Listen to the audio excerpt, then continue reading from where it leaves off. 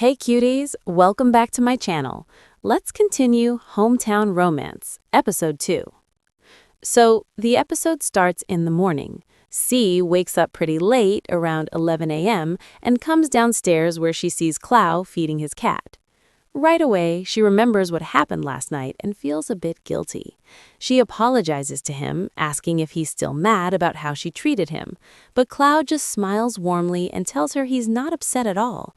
Instead, he asks her to sit down and offers her food. While they're eating, C gets curious. She starts questioning him about his lifestyle, like he owns so much land in prime locations, yet he lives so simply. Why act like someone poor when he clearly isn't? Clow answers in a calm, playful way, saying he doesn't like showing off just to attract someone rich. That's when C jokingly turns the conversation into something unexpected. She says she doesn't have any property at all, so if he marries her, he won't gain anything. But Clow replies with a smile that he'll turn her hell into heaven. And just like that, C casually says she's ready to be his future wife, though it's pretty obvious she's half joking and half serious because of money. Clow plays along, saying he'll take care of all her needs as her future husband. Their chemistry here feels really natural, playful, teasing, but also hinting at something deeper. After that, Clow tells her he has to go work in the rice field. C immediately stops him because she doesn't want to be left alone in what she calls a hut. Clow corrects her, it's his house, not a hut, and then invites her to come along instead. At first, C refuses. She clearly isn't the type to go to muddy rice fields and deal with buffaloes. But after a bit of convincing, she finally agrees. When they arrive at the farm, everything changes for C. She actually starts enjoying herself, taking pictures, admiring nature, and experiencing something completely new. It's clear she didn't expect to have this much fun. By evening, Clow tells her it's too late and dangerous to go back to Bangkok, so she'll have to stay the night. C hesitates at first, but eventually agrees on one condition.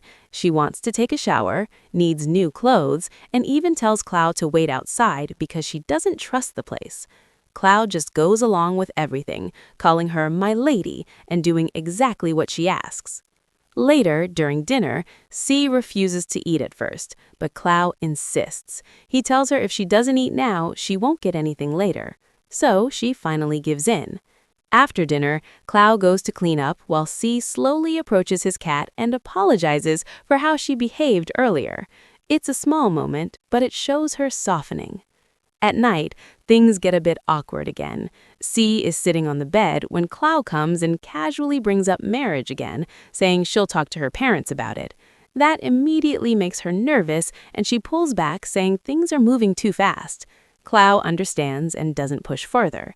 Instead, she offers C the bed and decides to sleep on the floor herself.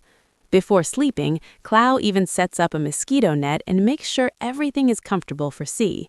It's such a caring gesture. C notices all of this and gets a little awkward, even telling her not to just stand there staring like a ghost.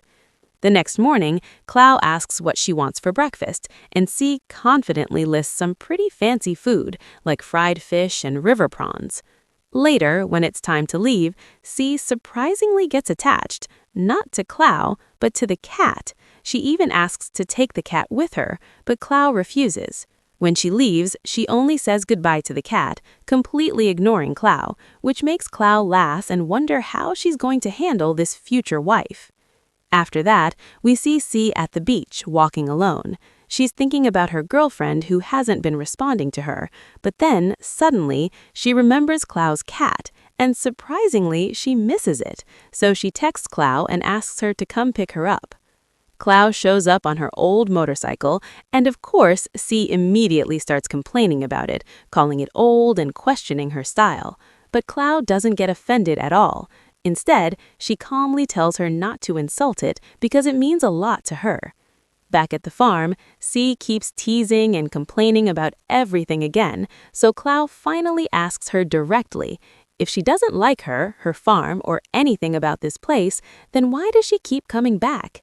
C gives a simple but honest answer. She has nowhere better to go. Even her own home feels boring.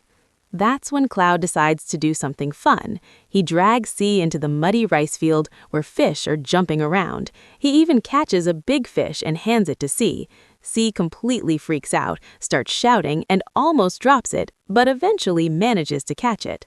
Cloud laughs and tells her how delicious the fish is, while C warns her not to pull her into situations like that again without permission. Still, you can tell she actually enjoyed the moment deep down. And honestly, this whole scene was really fun to watch, just like in the trailer. C's expressions were absolutely priceless. And with that, the episode ends here. I'll see you in the next episode. Bye-bye. Good night.